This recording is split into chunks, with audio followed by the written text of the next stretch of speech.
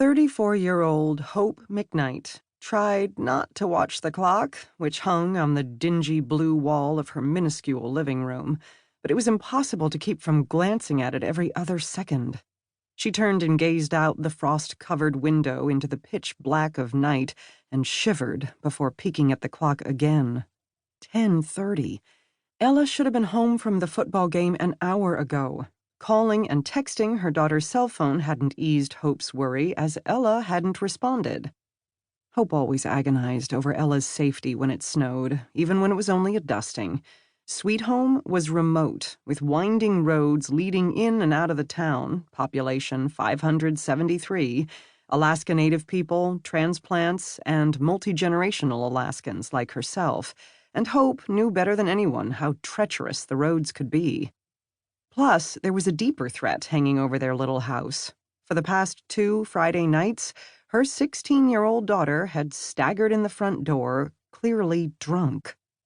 Hope felt defeated and guilty, lecturing Ella from birth about the pitfalls of alcohol. Even being the head of the local chapter of Mothers Against Drunk Driving hadn't prevented her daughter from getting caught up in Alaska's #1 pastime. Is Ella doomed to repeat my mistakes? Hope tried to shove the thought from her mind, but she couldn't stop feeling, down to her bones, that Ella's drinking was inherently her fault. Hope glanced at the car keys hanging on the hook by the front door. At least there was that. Ella wouldn't be driving, but that didn't mean she wasn't getting a ride home with another inebriated teen. To stop fretting, Hope pushed herself off the couch to rearrange the furniture in her living room, anything to occupy her mind. At one time, she'd thought about getting a degree in interior design, but that was before. And because her living room was tiny, the rearranging took no time at all. She needed something else to keep from going crazy with worry. She strode to the closet and pulled out a rucksack. "I'll start packing without her," she said to the empty house. Every year, they took several snow camping trips in the thick forests surrounding Sweet Home, where Hope could test Ella's survival skills. Hope's gaze traveled to the clock once again. Yes, according to the experts, only 5% of what people worried about actually happened, but Hope knew that danger lurked around every corner, ready to ruin lives. She was living proof of how a good life could turn awful in an instant, and how, once things went bad, there was no way to turn back time and recapture the joy she once had. When her parents named her Hope, they'd made a grievous error, because she had none. She hadn't been prepared for what life had thrown at her. Her job won now to prepare Ella for what lay ahead, good or bad. She went to Ella's room and unearthed her daughter's backpack from beneath a pile of clothes. As an exhausted and overworked single parent, she'd thrown in the towel about Ella keeping her room picked up. In the vast scheme of things, an untidy room wasn't important. Having the skills to make it alone was. Knowing how to survive in the wild was key, too.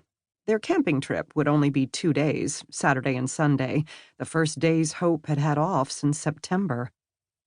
She dug past the second layer of clothes on the floor, but couldn't find Ella's wool socks. Just as she was going to look in her daughter's closet, Hope's phone rang. She raced for the other room and caught it on the tail end of the second ring, knowing it had to be Ella. "Where are you?"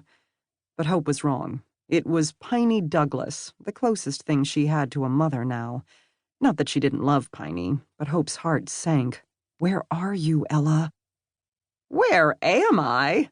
Piney chuckled. "I'm in my drafty apartment above the Hungry Bear," the grocery store diner where Hope worked.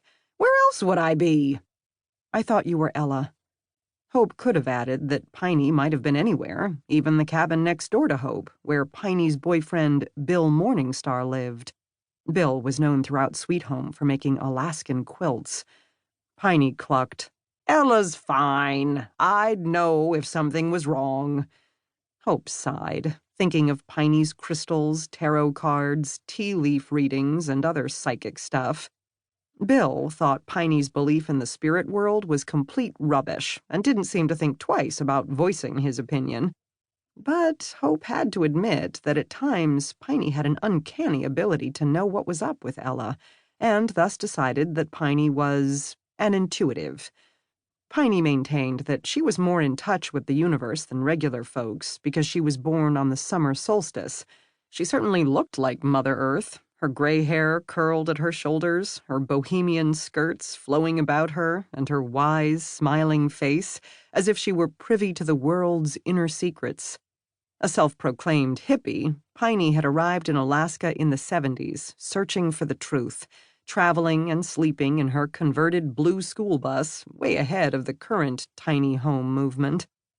Piney and her 34-year-old daughter, Sparkle, had lived in that blue bus until just a few weeks ago, when 2 suits from Juneau had arrived asking to purchase the bus for the state capitol as part of a pioneer sculpture.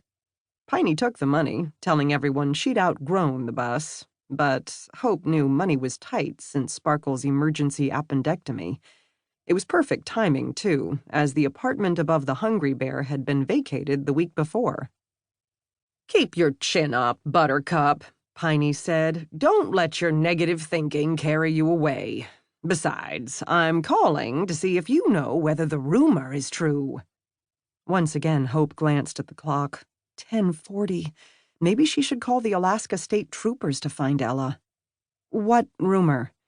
"Mr. Brewster heard at the bank that Donovan Stone is coming home." It felt like a lightning strike.